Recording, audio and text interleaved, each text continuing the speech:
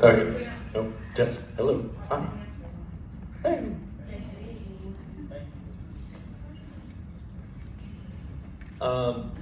Thank y'all for sticking around. This is something we're totally excited about. It's like a bonus to have a member who has this much experience as a nutritionist, and we're happy to have her. Let's give her a quick round of applause for Elle.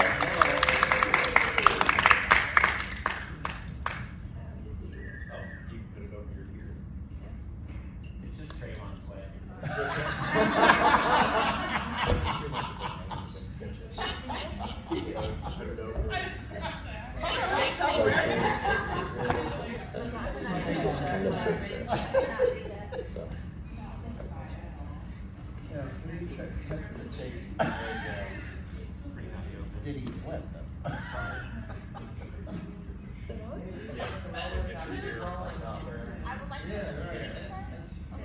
Yeah, we love getting Is that good? Okay. Kind of, yeah. Yeah. Okay. Okay, everybody. Are we recording already? Yes, we are. Okay. All right, well, good morning. Happy Saturday. Thank you guys for being here today. And also, I just want to congratulate you and give you lots of kudos and props for showing up and wanting to learn and listen, and for coming to Burn and taking charge of your health. And that's really important. And if nobody said it, I'm proud of you for doing that.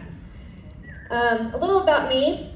My name is Gabrielle Grandel, also go by Elle, and I am a dietitian by background. I graduated in 2007 and went on to work at Baylor University Medical Center for a couple of years doing clinical nutrition.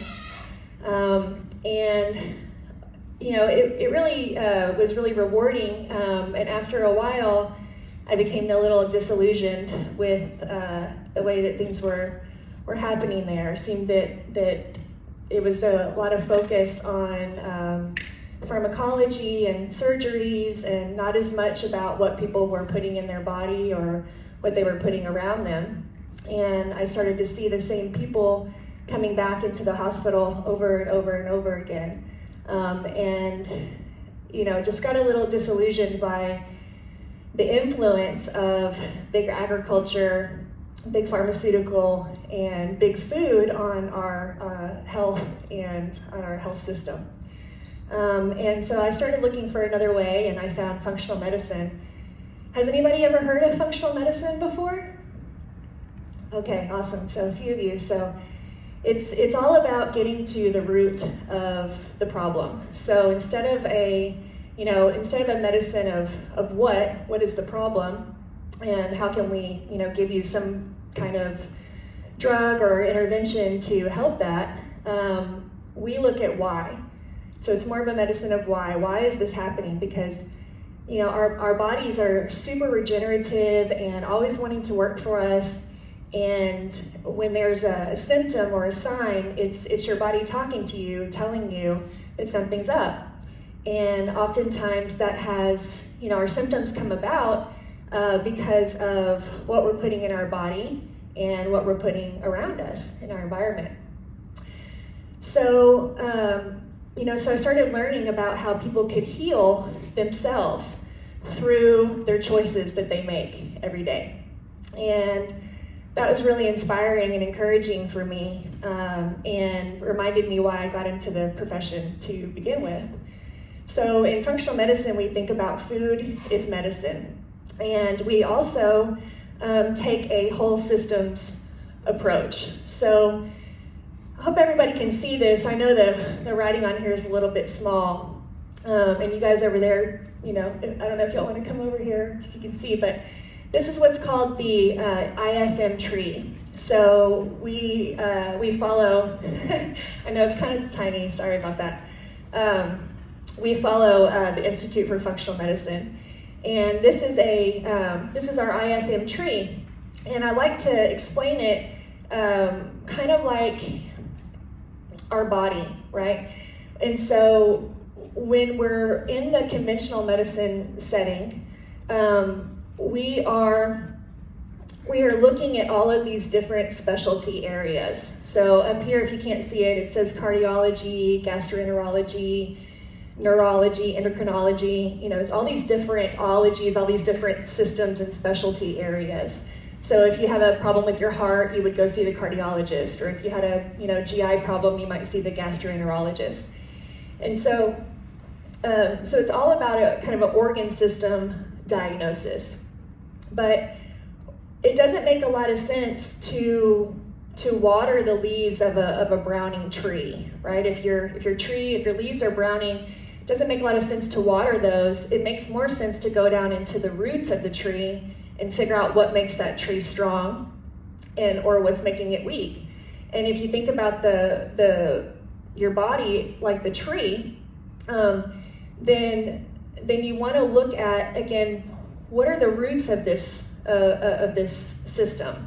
And so down here at the bottom, what it says is sleep and relaxation, trauma, movement, nutrition and hydration, stress and resilience, relationships, microorganisms, and environmental toxins.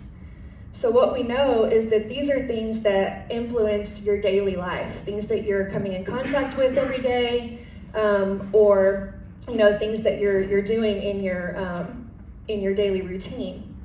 And so what we want to do is talk about how all of these things contribute.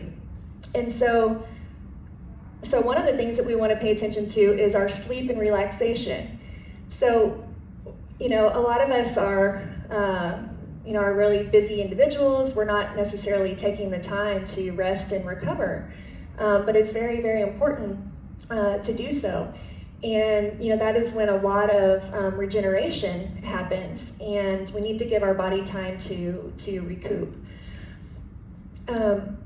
Traumas play a role. We don't have to elaborate too much on that for everybody to understand that would make an impact in your life if you've experienced some of that. And so when I'm working with clients, we're investigating all of these things. We're talking about them, in our intake paperwork, but we're talking about them in our conversation.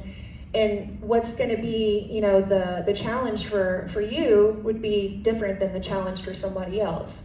But what the theme is that all of these things play a role. Movement, so you guys are here and you're moving your body every day. It's so important. No matter what you choose to do for exercise, we've got to move our body and allow these nutrients to flow through and toxins to flow through. We also get a lot of endorphins, of course, when we're exercising. Making the tree strong. Nutrition and hydration, we're going to come back to that. Stress and resilience. So, we don't often realize that our body senses stress internally and externally in the same fashion. So while you think you may, we're always working on our external stressors, relationships, state of the world, traffic, all these different things. But internal stressors can be happening at the same time through deficiencies of nutrients, through toxicities, and inflammation in our body. So we want to work on that, and we want to work on ways to manage that and ways to become more resilient. Relationships, so it's very important that we have community. We are not, meant to be isolated individuals, and we are better together. And when we think about our relationships, we just want to think about, what is the purpose, and how can we find our purpose, and how can we involve ourselves in relationships with those that support us and help encourage us, and how can we be that for others? That's right. And the trainers here and everybody here seems to, always really do a good job of encouraging one another. Every time I'm in a camp, I, see lots of smiles and, thumbs up and high fives. And I don't know about y'all, but that helps keep me going. And so wherever I am, I'm looking for folks that are gonna pour into my life and that I can help pour into theirs. Microorganisms. So, we are exposed to all kinds of bugs and what we call microbes all the time. And they're all over us, they're all over everywhere and inside of us. And, we, I think sometimes have been taught that we are fighting against these things, but we actually are developing and thriving as a result of having a symbiotic relationship with these bacteria versus in spite of them. And then environmental toxins. So, unfortunately, we kind of live in a toxic world, and so, what we want to do is we want to think about the quality of what we're putting in our life. So it's the quality of our food, the quality of our air, the quality of our water, the quality of our relationships, because it all impacts us, and it's the cumulative effects that really add up. Hi, good morning. And so when we're looking at these different things, then we're really impacting the roots or the foundation of our body. We're going to take into account what it says here is mental, emotional, spiritual, and genetic. So what is your spiritual life like? What is your excuse me, let me take a drink of water. Hydrate. What's that? Hydrate. It's so important. So all these things are a factor, and I just want to touch on the genetic piece of things, because a lot of folks think that that if their parents had diabetes, for example, or some kind of condition, that they are much more that it's their destiny to also develop that particular condition. And I think it's really powerful to understand this whole new science of what's called epigenetics.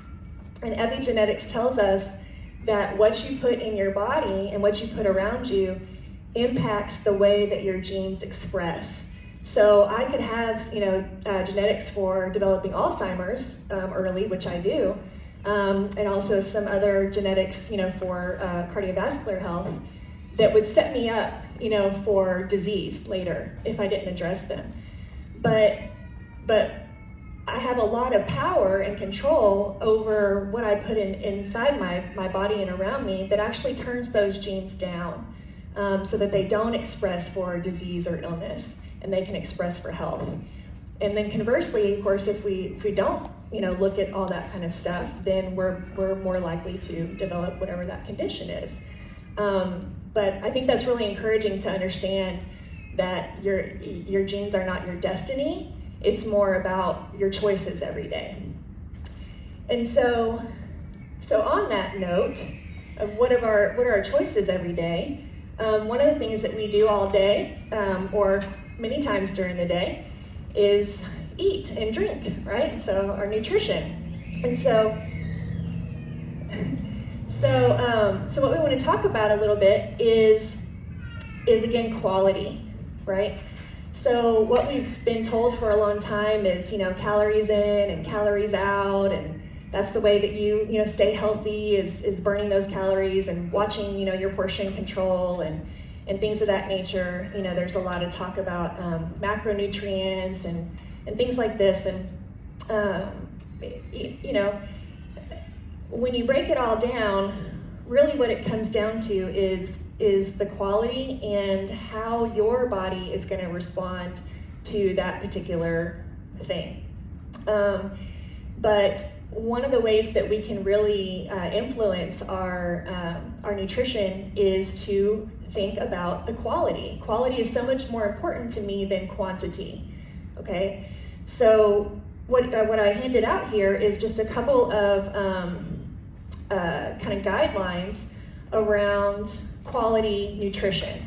So the first thing we want to look at is this piece of paper. This is from the Environmental Working Group, And if you guys don't know about the Environmental Working Group, it's ewg.org. They are a nonprofit coalition that help, again, looking at the environment, looking at the quality of our water and air and food. And they are much more interested in our health, in my opinion, than the Environmental Protection Agency.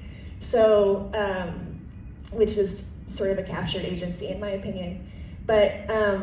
But so the Environmental Working Group every year puts out a list of what's called the Dirty Dozen and the Clean 15. You guys ever heard of that before? Awesome. Some have, some haven't. So this is the 2020 version. They haven't come out with the 2021 yet. But there at the top are the Dirty Dozen, and then down below is the Clean 15. And so the idea being that you would make sure that you took a priority in buying the Dirty Dozen produce. You would be buying it organic, so that it wouldn't be so dirty and covered. When they say dirty, they're meaning covered in pesticides and herbicides and things like that. The main one being glyphosate, which is also in Roundup, which probably some of you guys have used on your lawn or heard of before.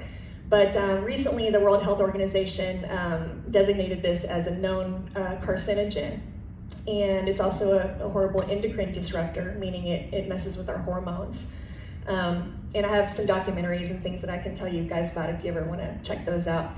But so what we want to do is, if we can buy more things organic, that's better for us and for the planet. There's more quality nutrition and nutrients there in that soil, and they're not covered in the pesticides that are going to affect us negatively. So we want to think about buying those Dirty Dozen organic. And then conversely, if we don't have enough money to go around to buy everything organic, then we could kind of skimp on the Clean 15 ones, because they're the ones that are the least, covered in pesticides. So I wanted you to have that reference, and also just for you to maybe take a look at the ewg.org in your leisure, and look at the quality of your water in your area, and start to think about these things. The other handout that I gave you is what's called the GMO FAQ. And so this is from a company called the Non-GMO Project. And if you see at the top, there's that little butterfly. Some of you may have seen this on some of your, boxed or bagged foods. And this is important because these companies that have this verification have gone through their requirements to prove that they don't use GM ingredients in their foods. Okay. Does anybody know about genetically modified organisms? You guys heard about them before? Okay. All right. So some of you, yes, and some no. So. So back over 20 years ago, they introduced these into our food supply. And the idea, was to take a couple of different strands of DNA and put them together to make a crop that has a specific kind of trait. And the idea was that there's a couple of different types of genetically modified organisms.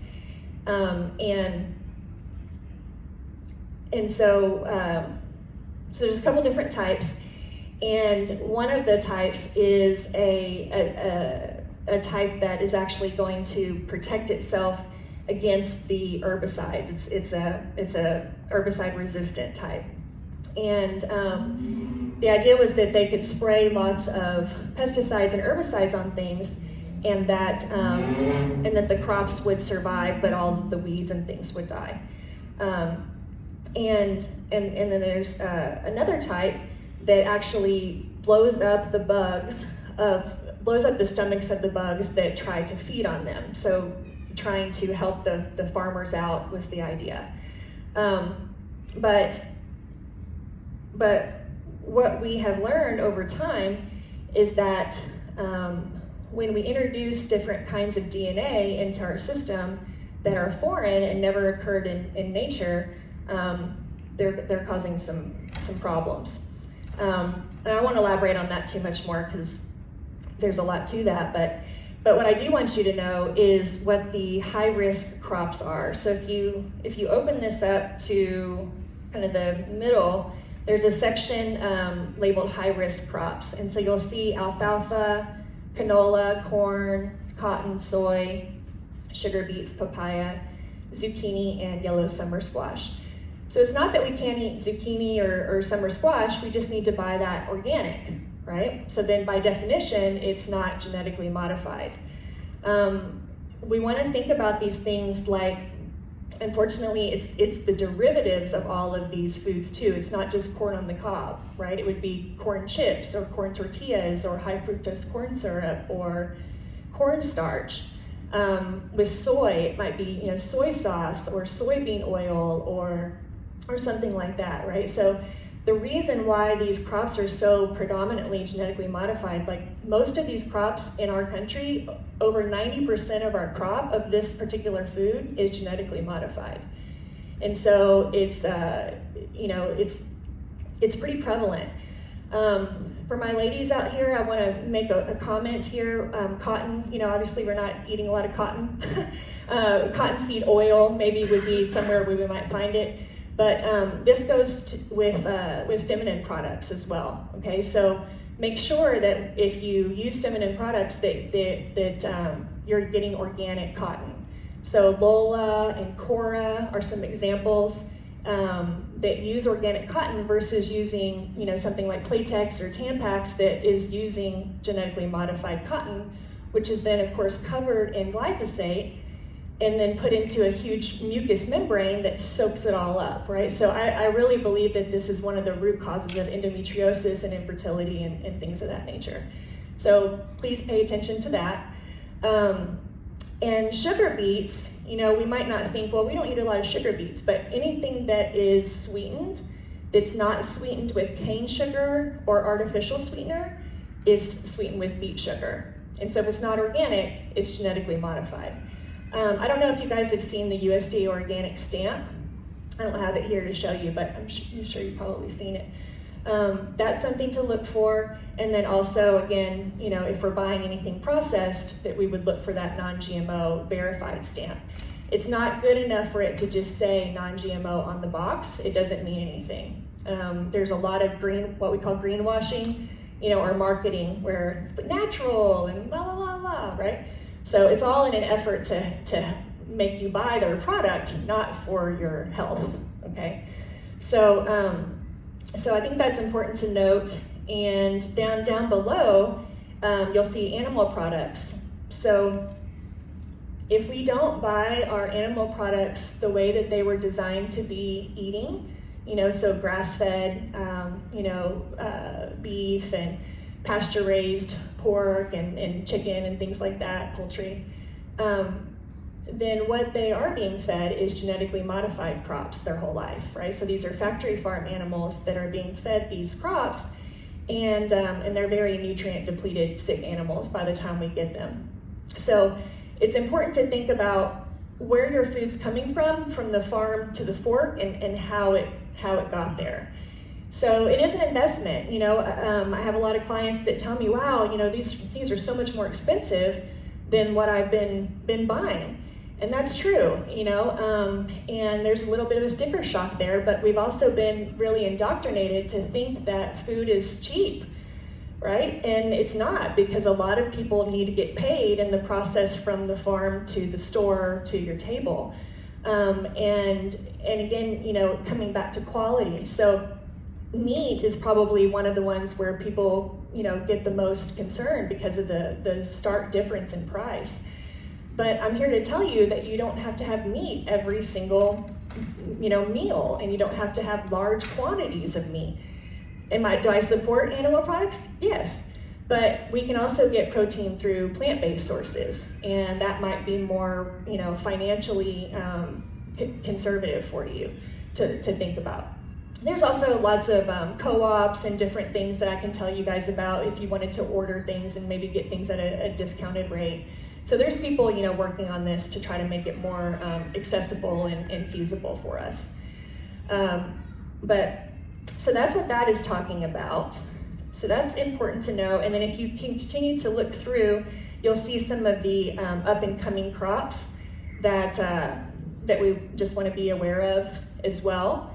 So again, if I had it my way and my preference, everybody would buy everything organic all the time. But I know that that's not always the option.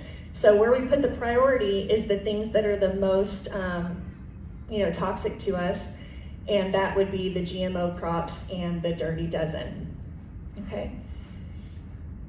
So speaking of that, so now we've thought about our quality of our food, and want to think about kind of how to put that together, right? So I'm of a mind that the best kind of approach to our plate is that we think about having some protein, that we think about having some healthy fats, and that we think about having some fiber, right? Which is carbohydrates. And so, I think a lot of us kind of get confused about what's a good carb or bad carb or low carb or whatever, there's so much information out there. And I'm just here to tell you that all plants are carbohydrates. And so one of the most important nutrients we can actually consume is carbohydrates. But it's the slow carbs, right? I don't like to say good or bad, as much, right? But it's the slow carbs that we want. It's the ones that have more fiber in them. They're going to slow that release of sugar into our bloodstream, because the issue with carbs sometimes is when we eat carbohydrates, they turn into glucose or blood sugar, and then that can develop into diabetes and inflammation and weight gain and etc. if we're not having enough fiber or protein and fat and things like that. The other benefit of carbohydrates in plant foods is all of the phytochemicals, right? All of these amazing molecules that can prevent cancer and bring down inflammation. It's just amazing, right? We could eat 21 cups of broccoli. I mean, good luck, right? Because it would fill you up. That's it's about 750 calories. Okay, but what it's going to do is it's going to fill your body with fiber, right? And it's going to help you be full, but it's also going to feed your good bacteria and just set us up for success. So I would say about 75% of your plate should be these carbs. And when I'm saying plants, I'm thinking mainly vegetables, non-starchy vegetables, right? Fruits count, nuts and seeds, and then legumes like beans and peas, and even whole grains, right? So by volume, our diet should be more carbohydrates, but it won't be by calories, right? Because you're going to get the calories more from fat and protein.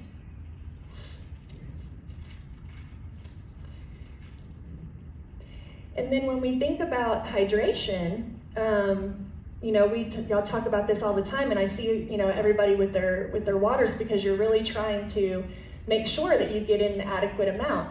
And there's different schools of thought on this, but I think a minimum is about half our body weight in ounces. So if we weighed 200 pounds, we would drink 100 ounces as a minimum.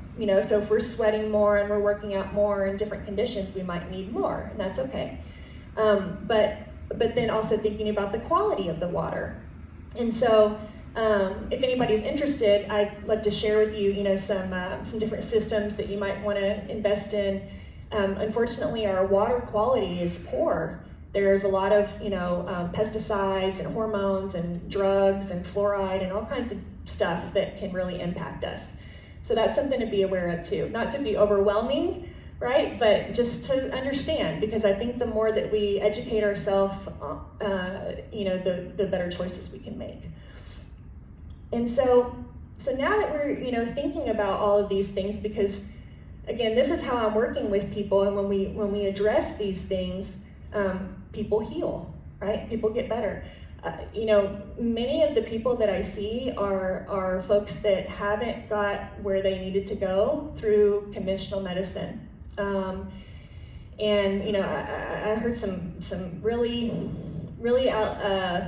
crazy stories, but I think there's a place for conventional medicine.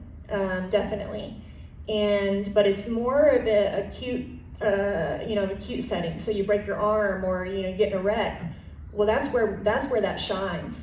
But these chronic health conditions that we're dealing with, like heart disease and diabetes and cancers and all these things, this has much more to do with what you're doing every day, right? It's not, again, coming to the why of why these things are happening. And so the folks that I'm working with, I do see a fair amount of people that are interested in prevention, right? But the bulk of the people that I see are frustrated because they haven't got where they needed to go because no one was looking at the whole systems approach. It would be amazing to think about having GI problems and your gastroenterologist dismissing what you're eating, right? And saying there's no connection here. And that happens all the time, unfortunately. So I think people are frustrated and they're looking for a paradigm shift. They're looking for a way to not feel sick and tired all the time. And this is how we do it. This is how we get there, right? So how, if we know what we're supposed to do, a lot of times we know, but we just don't do it, okay? It's common. So I wanted to talk a little bit about ways that we can do what we know we need to do, okay? So one of my suggestions is to write down your health goals, okay? When we write them down, studies show that we're 40% more likely to succeed. It is a tangible thing that we can see. And the more specific that we are about those goals, the clearer the message to us. So it's great to say, I want to start working out. But if we can define it a little bit more, like I'm going to work out on Mondays and Wednesdays, and I'm going to work out at 6 o'clock, and this is what I'm going to wear or whatever. Just making it more specific helps make it more clear. And then we want to take it step by step. So we have a goal and we want to write it down, but then we want to map it out. We want to map out that schedule. So what does it look like in our schedule or our life to incorporate this workout now? Does that mean we're going to have to, leave work a little earlier? Does that mean we're going to have to take our kids over here? We want to think it through and we want to map it out. We might even want to write it down. Because what this also does is it helps us acknowledge our strengths and our weaknesses, right? Because we all have them. And what I want to also work with clients on is helping them to pull out their strengths. So we talk about, character traits and things like that, because if I can show you that you're really strong in this area and help you to believe that, we can also then make an impact in other areas of your life by using that strength, right, to play in to those challenges, if that makes sense. Then we want to be honest with ourselves. So it sounds cliche, right? But honesty is the best policy, because when we're honest with ourselves, then we can really reflect on where we shined, but also maybe where we went wrong, and that's okay because we make mistakes, but we want to learn from them, right? And then we want to share our goals with others, like we do here, because the more we verbalize it and the more that we are not only writing it down and seeing it, but talking about it, it helps us to feel more responsible for that choice that we said we were going to do, right? And so I would suggest, having accountability partners, right? Whoever it might be, and maybe there's several in different environments, but speaking up and asking for that help and support that you need is really helpful. So and then we also want to seek out the knowledge for what can help us. And so is that educating ourselves, through books and websites and things, or is it working with a professional? And I'd love to be that professional that would work with you. Because it's again, we don't, none of us know everything, and we can always learn more and grow more, and so, So I'd be happy to help you and work with you in that arena if that makes sense for you. I just want to say that I think the first step to health and healing is believing in yourself and just believing that it can happen. Belief and hope, it's so important. And I see transformation every day, all the time, and I just think it's a really beautiful thing. I want to remind you, again, your body is not working against you. It's always working for you. It just has to have what it needs, and we have to take out what it doesn't, and then it really can perform, right? It's super regenerative, and so don't get discouraged. Just know that your choices are very impactful. You have a lot of power, and you can do it, and we all believe in you. And with that, I will take questions.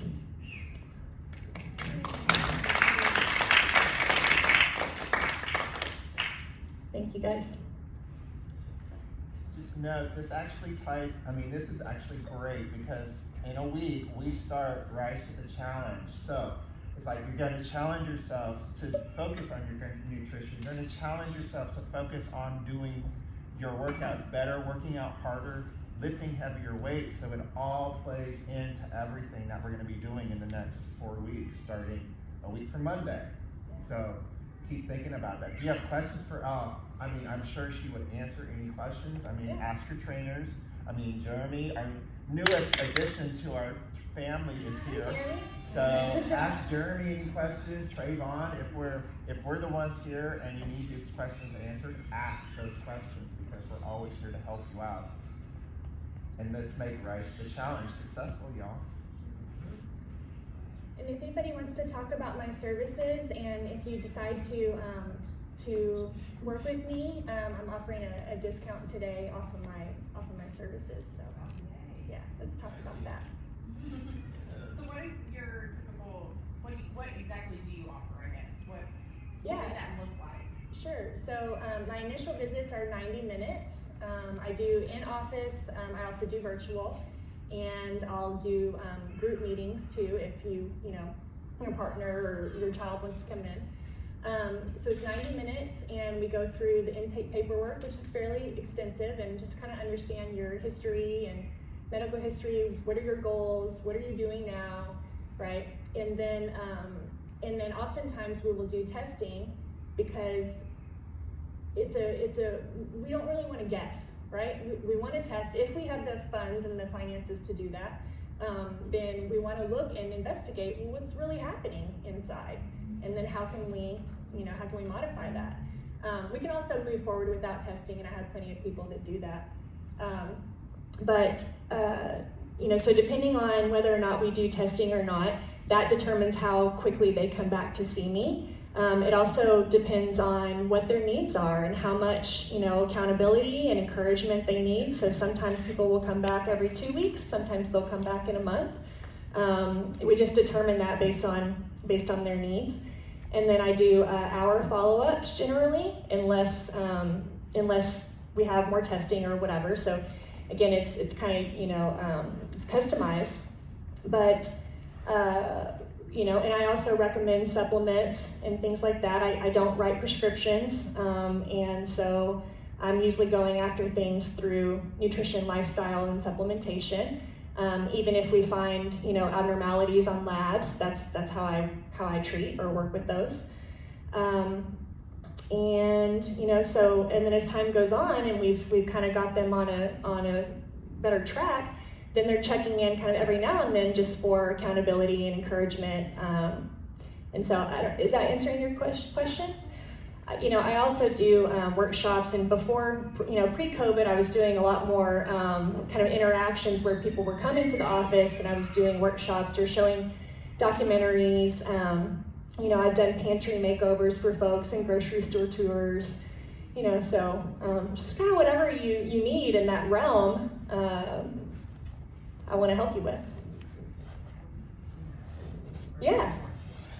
And I think it'd be fun. I want to move more towards doing it maybe by group, so like 3 to 5 people. I think that would be, and then I could offer it at a lower rate, you know. But yeah, we're just trying to figure it out with the current climate. Yeah. That actually maybe could be a good option, a way to pivot, right, in this virtual world. Yeah, I have done that, started to do that once before, and someone was filming me while I was walking through, and then they kicked us out. But, which is, that way instead of a big group of people all walking in while you're explaining, and then they get the red flag. that's probably true. Yeah, that's true. And it seems silly to me because I'm promoting their products, but anyway. Yes, sir. So it's like 2 points to the question. Mm-hmm. What would you say the biggest myth you guys typically push about nutrition, and then just the biggest takeaway? Man, there's a lot of myths, and I think depending on the age bracket of people that I'm working with is what their myth is. But probably what I hear most often is the whole like calories in, calories out. It's all about quantity and burning them off versus quality. And I think quality is the most of the utmost importance. And maybe that's my biggest takeaway.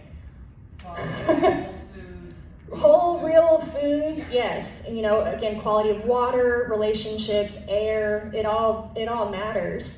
It all matters. It all adds up, Yeah. So, you know how you talked about like healthier foods are a little bit more expensive? Mhm. I noticed there are a lot of like online platforms like Thrive that are trying to eliminate the grocery stores. Yeah. So it's a little bit cheaper. Do Totally. you think it's like realistic, or do you think it's more of a scam? No, I love Thrive Market. Okay. Yeah, thanks for bringing them up. Yeah, no, I think they're great. So lots of times their prices are cheaper than the grocery store. If you've noticed, you do have to pay that membership fee. But I think that's a wash because we don't spend the money on the gas to get to the grocery store, and their prices are a little bit cheaper. Now they don't have produce and all that stuff. It's more like pantry staples. But yeah, if you don't know about Thrive Market, they're awesome. I would definitely check them out. And there's other types of companies that are starting to try to make this more available for folks. Imperfect produce is something where you can order for a little bit cheaper, get organic quality. It's just the produce didn't look, great to meet the standards of the grocery store, right? But you're helping support those farms, and you can get a little discounted rate. Butcher Box, is somebody for good quality meat, and have different resources. But no, I don't think they're a scam at all. I do think that it's good to always do your research and look into it. But no, I think they're a great company. Good question. You mentioned the water quality. Yeah. I had someone bring to my attention that the North Texas area is like one of the worst quality of water out there. And, Yeah. For somebody that's been drinking out of the faucet for 8 years, what do you recommend? Yeah. Okay. So I would recommend looking into a reverse osmosis system. The two companies that I like the best, that I know the most about, and there may be others out there that I just don't know about, is Berkey filters and a company called AquaTrue.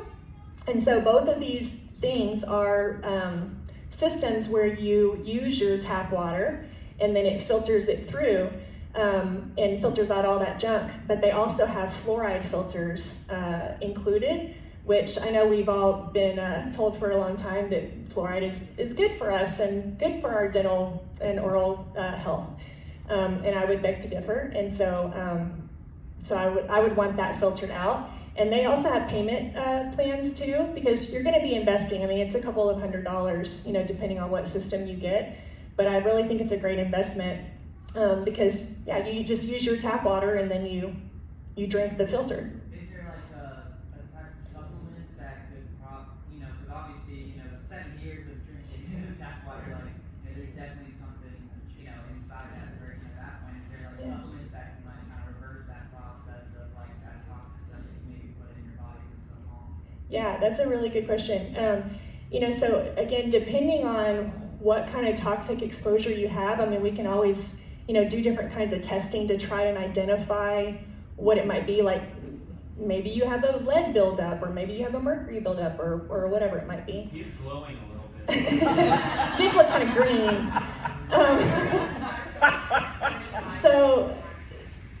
So based on what you are individually experiencing, there are different things that can help move heavy metals out and things like that. But it's not a one-step approach. It's more about getting your body into a place where you can detoxify on your own, and that you're eliminating regularly through sweat and your bowels and all those types of things. So that's probably the approach that I would go after. I don't know, does that answer your question? Yeah.